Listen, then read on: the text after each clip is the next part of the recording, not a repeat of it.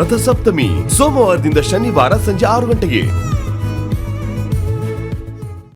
ಈ ಮನೆ ಲಕ್ಷ್ಮಿನ ಕಾಯ್ತಿರೋ ನಾಗದೇವತೆ ನೀವು. ಅದಕ್ಕೆ ದೊಡ್ಡ ಯಜಮಾನ್ರು ಪ್ರೀತಿಯಿಂದ ನಾಗಲಕ್ಷ್ಮಿ ಅಂತ ಹೆಸರಿಟ್ಟಿದ್ದಾರೆ. ಅಯ್ಯೋ ಸುಮ್ನೆ ಇರಿ, ನೀವ್ ಯಾವಾಗ್ಲೂ ನನ್ನ ಹೊಗಳ್ತಾನೆ ಇರ್ತೀರಾ. ತಪ್ಪು ನಾಗಲಕ್ಷ್ಮಿ ಅವರೇ, ನಾನು ಯಾವತ್ತೂ ಇರೋ ಸತ್ಯ ಮಾತ್ರ ಹೇಳ್ತೀನಿ. ಈಗ ನಮ್ಮ ಭಾಗ್ಯಮ್ಮನ್ನೇ ನೋಡಿ, ಅವ್ರ ಮುಖ ನೋಡ್ತಿದ್ದ ಹಾಗೆ ಎಂಥ ರೋಗಿ ಇದ್ರೂ ಆರೋಗ್ಯವಂತರಾಗಿ ಫೀಲ್ ಆಗ್ಬಿಡುತ್ತೆ. ಹಾಗೆ ನಿಮ್ ಮುಖನ ನೋಡ್ತಾ ಇದ್ರೆ ಜೀವನದಲ್ಲಿ ಎಷ್ಟೇ ನಿರುತ್ಸಾಹ ಇದ್ರೂ ಮುಖದಲ್ಲಿ ಒಂದು ಸಣ್ಣ ನಗು ಬಂದ್ಬಿಡುತ್ತೆ. ನಾನು ಮುಖ ಲಕ್ಷಣ ನೋಡಿ ಎಲ್ಲ ಕಂಡಿಡ್ಬಿಡ್ತೀನಿ. ಅಮ್ಮ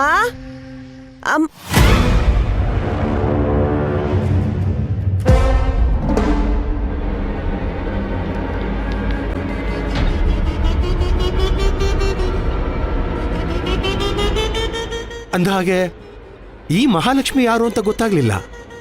ನನ್ ಮಗಳು ಸುರಭಿ. ಓಹೋ, ಭಾಗ್ಯಮ್ಮನವ್ರು ಹೇಳ್ತಿದ್ದು ಸುರಭಿ ಇವರೇನಾ? ಹಳೇ ಸುರಭಿಯ ಲೇಟೆಸ್ಟ್ ಅಪ್ಡೇಟ್ ವರ್ಷನ್ ತರ ಇದ್ದೀರಾ. ಹೌದು, ನಿಮ್ಗೆ ಎಲ್ಲರ ಗುರ್ತಿದೆಯಂತೆ. ನನ್ ಗುರ್ತು ಸಿಕ್ತಾ? ನಾನು ಯಾರು ಅಂತ ಹೇಳಿ ನೋಡೋಣ. ಹೋ, ಮೆಮೊರಿ ಸ್ಕ್ಯಾನ್ ಆಗ್ತಿದ್ಯಾ?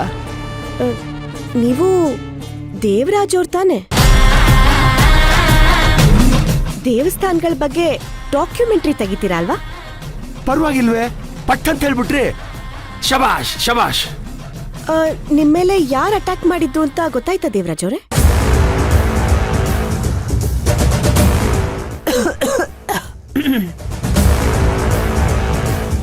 ನಡು ರಸ್ತೆಯಲ್ಲಿ ನಿಮ್ಮನ್ನ ಹಾಗೆ ಹೊಡೆದಾಕ್ಬಿಟ್ಟು ಹೋಗಿದ್ರಂತೆ. ಆಗೋದೆಲ್ಲ ಒಳ್ಳೇದಕ್ಕೆ ಅಂತಾರಲ್ಲ ಹಾಗೆ. ನನಗೆ ಅವತ್ತು ಒದೆ ಬೀಳದೆ ಹೋಗಿದ್ರೆ ಈ ಮನೆಯವ್ರ ಜೊತೆ ಒಡನಾಟ ಸಿಕ್ತಿತ್ತಾ? ಈ ಅನಾಥನ್ಗೂ ಬಂಧು ಬಳಗ ಇದ್ದಾರೆ ಅನ್ನೋ ಫೀಲ್ ಬಂದ್ಬಿಡ್ತು. ಅದಕ್ಕೆ ನನಗೆ ಹೊಡೆದವ್ರಿಗೆ ಎಷ್ಟು ಕೃತಜ್ಞತೆ ಹೇಳಬೇಕು ಅಂತಾನೆ ಗೊತ್ತಾಗ್ತಿಲ್ಲ. ಅಲ್ವಾ ಭಾಗ್ಯಮ್ಮನವ್ರೆ?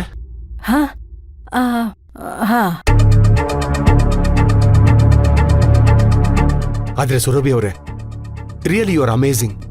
ಯಾವತ್ತೋ ಒಂದಿನ ಹೀಗೆ ಬಂದು ಹಾಗೆ ಓದೋನ್ನ ನೆನ್ಪಿಟ್ಕೊಂಡಿದ್ದೀರಾ ಅಂದ್ರೆ ನಿಜವಾದ ಸುರಭಿ ನೀವೇ.